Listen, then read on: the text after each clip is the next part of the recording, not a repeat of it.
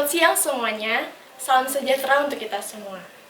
Saya, Komang Sekar Paradinasari, mahasiswi Universitas Teknokrat Indonesia dari Fakultas Ekonomi dan Bisnis, jurusan Akuntansi kelas AKT 19A.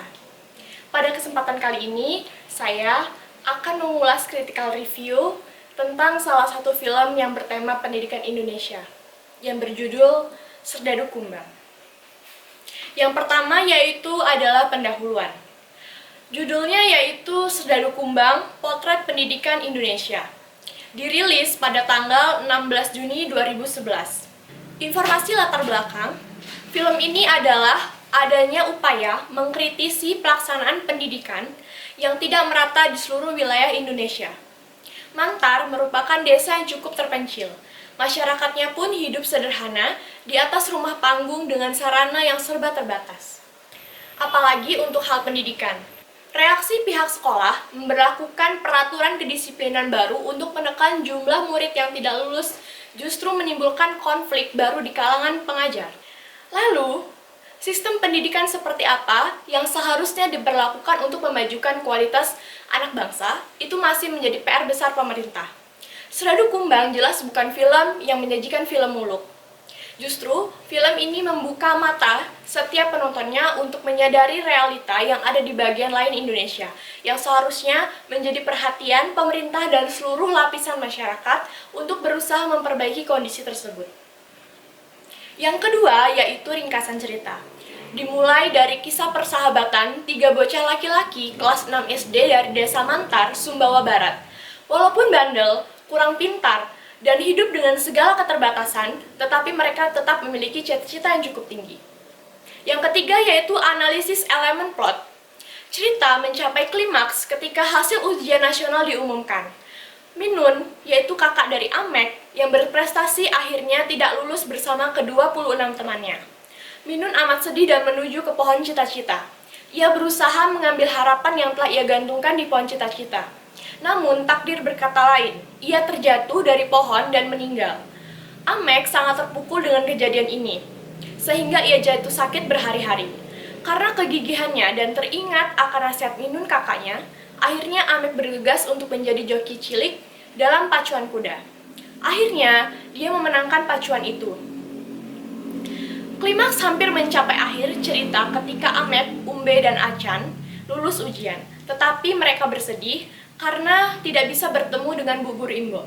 Bu Guru Imbo ternyata pergi ke rumah sakit di kota untuk konsultasi dengan dokter tentang operasi bibir sumbingnya Amek. Kemudian, ringkasan cerita ini pun ditutup dengan operasi bibir sumbingnya Amek. Yang keempat yaitu elemen kreatif.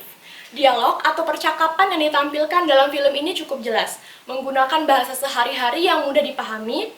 Tidak jarang dalam dialog terdapat bahasa daerah tempat yang digunakan dan terdapat subtitle ketika dialog yang digunakan menggunakan bahasa daerah.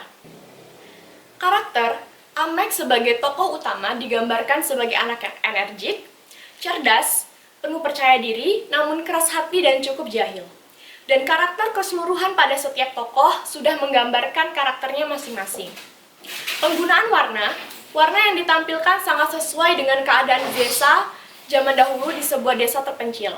Teknik kamera, kameramen dalam film ini sangat baik, teknik pengambilan gambar sangat jelas, sehingga menampilkan tampilan yang menarik. Suasana hati, suasana yang dihadirkan pun sangat beragam, mulai dari sedih hingga gembira pada setiap adegannya. Nada yang ada dalam film ini cukup beragam sehingga tidak monoton. Simbol dalam film Serdadu Kumbang ini sangat didominasi dengan simbol dan kebudayaan Sumbawa, Nusa Tenggara Barat. Kostum atau pakaian yang digunakan pun sangat sederhana, sehingga sangat memperlihatkan keadaan di desa terpencil di Sumbawa Barat. Yang kelima yaitu opini. Fakta dari cerita dalam sebuah cerita meliputi karakter, alur, dan latar. Karakter dalam film Serdadu Kumbang terdapat banyak tokoh yang berperan dalam pendiri cerita, namun lebih berfokus ke 7 tokoh inti yaitu Amek, Umbe, Acan, Bu Guru Imbo, Siti ibu Amek, Zakaria atau ayah Amek, dan Minun kakak Amek. Alur yang digunakan dalam film Serdadu Kumbang yaitu alur maju. Dapat dilihat dari urutan-urutan kejadian yang bersifat kronologis. Peristiwa-peristiwa pertama diikuti dengan peristiwa selanjutnya. Yang ketiga yaitu latar. Latar dibedakan menjadi 3 unsur pokok yaitu tempat, waktu, dan sosial. Yang terakhir yaitu kesimpulan. Film Serdadu Kumbang adalah film yang mengandung konstruksi pendidikan karakter.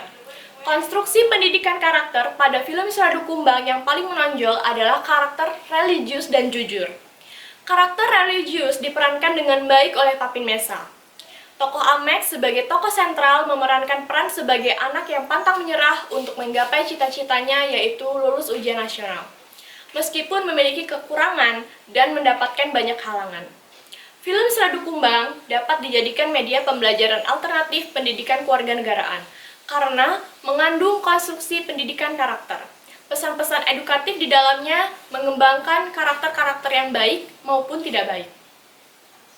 Sekian critical review yang sudah saya bahas. Mohon maaf apabila ada kekurangan. Akhir kata saya ucapkan terima kasih dan sampai jumpa.